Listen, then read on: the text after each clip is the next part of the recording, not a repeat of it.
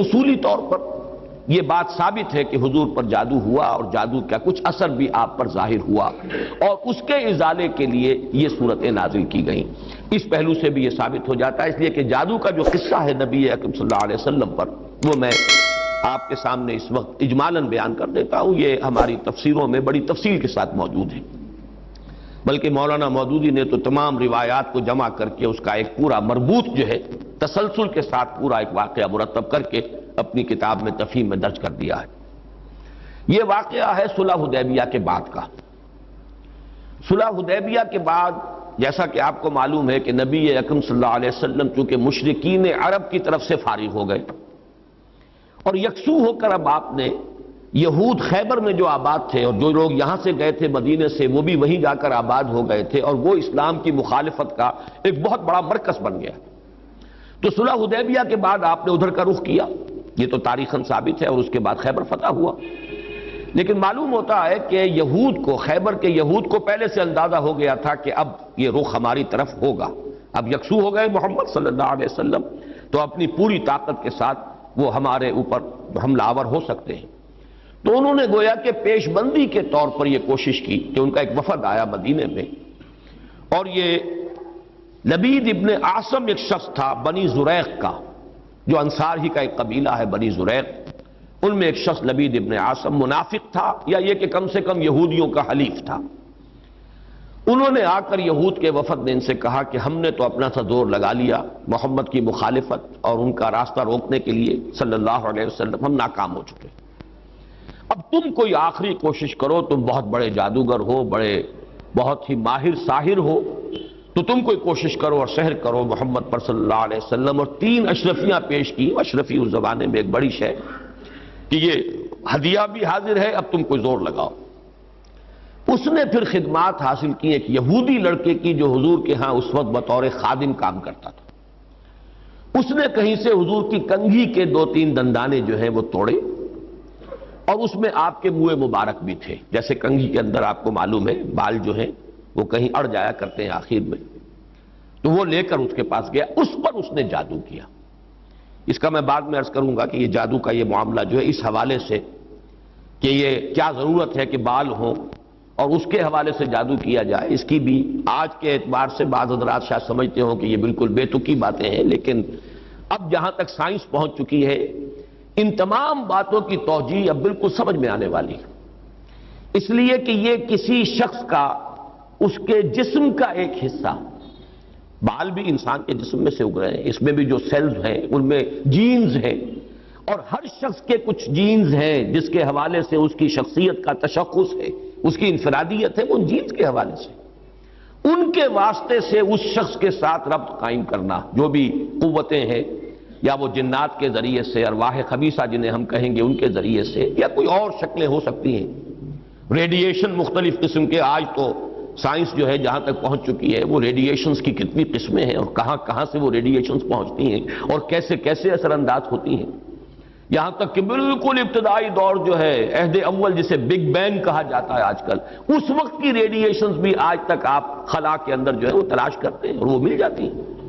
اس پہلو سے ان چیزوں کے ذریعے سے، لیکن یہ کہ شخص معین تک اس بات کو پہنچانے کے لیے غالباً اس کے وجود کا کوئی حصہ، اور ظاہر بات ہے کہ ہر شخص کے بال اس کے وجود کا ایک جز ہے، اسی میں سے وہ برآمد ہوئے۔ بہرحال اس پر وہ جادو کیا گیا، اور وہ کوئی تانت یا کوئی شے تھی جس میں گرہیں لگائی گئیں، 11 گرہیں اس میں تھیں، پتلا سا بنایا گیا اور پتلے میں پھر وہ سوئیاں چبوئی گئیں، اور پھر ایک کنویں میں زروان یا زو اروان یا زی اروان اس کنویں کا نام تھا، وہاں جا کر کسی پتھر کے نیچے، اس کے تہ میں پتھر کے نیچے وہ دبا دیا گیا، اس کے اثرات حضور پر ظاہر ہوئے۔ یہ ہے وہ کہ واقعہ، اور اس کے بعد اس میں تفصیل سے کہ کتنا عرصہ ہوا، کیا کیا اثرات ظاہر ہوئے، ایک بات جو ہے تیقن کے ساتھ ثابت ہے کہ حضور کی کچھ کیفیت ایسی ہو گئی تھی جیسے جسم کچھ جکڑا سا گیا ہو، بند سا گیا ہو، ایک نشاط کی کیفیت ہوتی ہے، طبیعت کھلی ہوئی، اور ایک جیسے کہ طبیعت کے اندر کچھ بندش سی ہے، اور کچھ ایسی کیفیت کہ کوئی کام آپ نے نہیں کیا ہوتا تھا لیکن آپ نے سمجھ لیا کہ میں یہ کام کر چکا ہوں، اس طرح کا کچھ نسیان کی کیفیت بھی آپ پر کچھ عرصے کے لیے طاری رہی۔ اس حیثیت میں، اس حالت میں آپ نے کسی سے تذکرہ تو نہیں کیا، اور نہ ہی اس کا کوئی چرچا ہوا، لیکن آپ جیسے کوئی اندر ہی اندر سے گھلتے سے جا رہے تھے اس جادو کے زیر اثر۔ اس کے بعد ایک رات ایسا ہوا، اب یہ حضور نے خواب میں دیکھا، یا جسے ما بین النوم والیقظہ کہا جائے گا، خواب اور بیداری کی درمیانی کیفیت، نیند اور بیداری کے درمیان کا معاملہ۔ اس میں آپ نے یہ دیکھا کہ دو انسان آئے، دو فرشتے انسانی شکل میں، ایک آپ کے سرانے بیٹھ گیا، ایک پائیں بیٹھ گیا، اور ان کا مکالمہ ہوا۔ اس مکالمے کے ذریعے سے گویا کہ اللہ تعالیٰ نے حضور پر یہ ساری حقیقت بیان کر دی۔ انہیں کیا ہوا ہے، یہ بیمار ہیں، بیماری کیا ہے، ان پر جادو کیا گیا ہے، جادو کس نے کیا ہے، لبید بن عاصم نے کیا، کس شے میں کیا ہے، وہ ساری تفصیل، کہاں ہے وہ وہاں دبا ہوا ہے۔ یہ حضور صلی اللہ علیہ وسلم کو جب یہ چیز بتا دی گئی تو اگلے دن پھر آپ نے صبح حضرت عائشہ سے بھی بتایا کہ یہ واقعہ اس طرح مجھے ہوا، اور میری جو تکلیف تھی اس کا مجھے اللہ تعالیٰ کی طرف سے علاج بتا دیا گیا۔ پھر آپ حضرت علی رضی اللہ تعالیٰ عنہ کو اور غالباً حضرت طلحہ کو، ان کو آپ نے بھیجا، کچھ اور لوگ بھی ساتھ ہو گئے، بنو زریق کے بھی کچھ لوگ ساتھ ہوئے، اور جا کر اس کنویں میں سے پھر وہ چھین نکال لی گئی، اور حضور صلی اللہ علیہ وسلم بھی وہیں پر پہنچ گئے۔ پھر یہی 11 آیات، 11 گرہیں تھی جو اس میں لگی ہوئی تھی، اور آپ نے ہر گرہ پر ایک ایک آیت پڑھ کر ایک گرہ کو کھولا ہے، اور آپ کی طبیعت ایسے ہو گئی جیسے کہ وہ جو بندش سی ہو گئی تھی، جیسے کچھ جکڑ بند ہو اور اس کے بعد ایک دم جو ہے کھل جائے، کیفیت جو ہے اس سے نجات مل جائے، نشاط کی طبیعت کیفیت پیدا ہو جائے، یہ ہو گیا۔ یہ واقعہ ہے کہ جو حضرت عائشہ رضی اللہ تعالی عنہا سے، حضرت زید ابن ارقم سے رضی اللہ تعالی عنہ، حضرت عبداللہ ابن عباس سے رضی اللہ تعالی عنہما، اجمال کے ساتھ، اختصار کے ساتھ تو صحیح بخاری، صحیح مسلم اور مسند احمد اور تمام کتابیں جو ہیں ان کے اندر یہ واقعہ موجود ہے۔ البتہ یہ کہ صحیحین میں جو روایت ہے وہ بہت اجمالی ہے، جبکہ یہ تفاصیل جو ہیں زیادہ، اور جنہیں زیادہ ان تفاصیل کی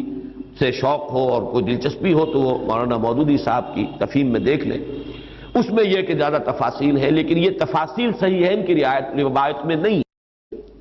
اس میں اصولاً بات ثابت ہے کہ حضور پر سحر ہوا اور سحر کے یہ اثرات ہوئے، اور اس کے بعد اس طریقے سے وہ سحر جو ہے اس کے اثرات ظاہر کیے گئے۔ ایک تواتر کے ساتھ جو ہمیں روایت ملتی ہے کہ یہ حضور صلی اللہ علیہ وسلم پر جب سحر ہوا ہے اس وقت یہ صورتیں نازل ہوئی ہیں، اور حضرت جبرائیل علیہ السلام نے یہ تلقین فرمائی کہ ان آیات کے ذریعے سے آپ اس سحر کے اثر کو زائل کریں، چونکہ ان میں ایک آیت موجود بھی ہے وَمِن شَرِّ النَّفَّاثَاتِ فِي الْعُقَدِ، تو اس کے حوالے سے اس میں ایک ربط بھی قائم ہوتا ہے، وَمِن شَرِّ النَّفَّاثَاتِ فِي الْعُقَدِ، اور پھونک مارنے والیوں کی شر سے کہ جو گرہوں پر، عقدوں پر پھونک مارتی ہیں۔ یہ ہے وہ جادو اور ٹونے کا معاملہ، جادو ٹونا ٹوٹکا۔ اس میں نفاسات کیوں آیا؟ جادوگر تو مرد بھی ہوتے ہیں، عورتیں بھی ہوتی ہیں، اس کے بارے میں مختلف تعبیرات کی گئی ہیں، کیونکہ ان کے نفوس کی یہ شرارت ہے، لہذا نفس کی طرف نسبت دیتے ہوئے اسے مؤنث بنایا گیا، یا چونکہ ان کی جماعتیں ہیں، ان کے گروہ ہیں،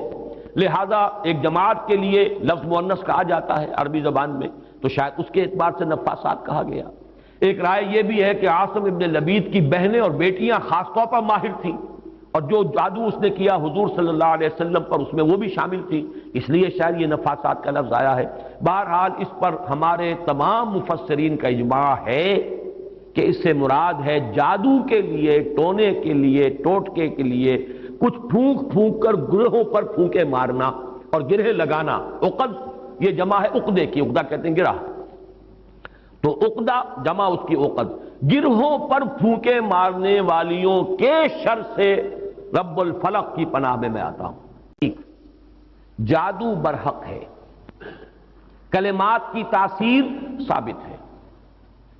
ہر کلمہ خیر ہو، کلمہ شر ہو، اس کی کوئی تاثیر ہے، اس کے کوئی نتائج ہے، اور اس کے نتائج نکلتے ہیں۔ جیسے کہ جسمانی کسی کو زخم لگایا جائے، جیسے حضور صلی اللہ علیہ وسلم کو بھی زخم لگا ہے غزوہ احد میں، خون کا فوارہ چھوٹا، زیادہ خون بہہ گیا تو غشی بھی طاری ہوئی، سب کچھ ہوا، دندان مبارک شہید ہوئے۔ جیسے جسم اطہر پر یہ اثرات جو ہیں خارجی حملوں اور خارجی جو زخم لگے ہیں ان کے ظاہر ہوئے، اسی طرح یہ مانوی قسم کا جو حملہ تھا اس کا بھی نبی اکرم صلی اللہ علیہ وسلم پر اثر ہوا ہے۔ یہ صحیحین کی روایات سے ثابت ہے، اور میں یہ سمجھتا ہوں کہ اس سے انکار کرنا در حقیقت یہ اس دور کے بڑے فتنوں میں سے ایک فتنہ ہے. جو چیز اس طریقے سے ثابت ہو جائے اور اس میں کہ عقلی اعتبار سے خود قرآن سے ثابت ہے. اس لیے کہ حضرت موسیٰ علیہ السلام پر بھی جادوگروں کے جادو کا اثر ہوا، قرآن میں ثابت ہے. جب مقابلہ ہوا ہے اور حضرت موسیٰ علیہ السلام کا معجزہ بھی یہی تھا نا کہ عصا ڈالتے تھے زمین میں وہ اژدہا بن جاتا تھا. حیۃ تسعیٰ، سانپ ہے ہلنے والا چل رہا ہے. اور وہی کچھ انہوں نے کر کے دکھا دیا عارضی طور پر. جادوگر آئے، انہوں نے اپنی چھڑیاں اور اپنی رسیاں پھینکی اور وہ بھی نظر آئیں. سب کو نظر آئیں کہ جیسے سانپ ہے چل رہے. جیسے سب کو نظر آئی حضرت موسیٰ کو بھی نظر آئی. جیسے نظر بندی آپ کہتے ہیں، نظر بندی سب کی ہوئی تو حضرت موسیٰ کی بھی ہو گئی. عصمت انبیاء سے یہ کوئی شے بعید نہیں ہے. معلوم ہوا کہ قرآن سے ثبوت مل رہا ہے. اور جیسے حضرت موسیٰ علیہ السلام کے بارے میں تو یہاں تک ہے فَأَوْجَسَ فِي نَفْسِهِ خِیفَةً موسیٰ، ایک خوف پیدا ہوا اندر. اور خوف جو ہے بالکل سمجھ میں آتا ہے، معقول بات ہے، منطقی بات ہے کہ فوراً یہ اثر ہوا ہوگا کہ یہ تو وہی کچھ انہوں نے کر کے دکھا دیا جو اللہ تعالیٰ نے مجھے عطا فرمایا تھا معجزہ. دیکھنے والوں کو تو وہی کچھ نظر آ گیا. فرق کیا ہوا؟ ڈگری کا فرق رہ جائے گا شاید.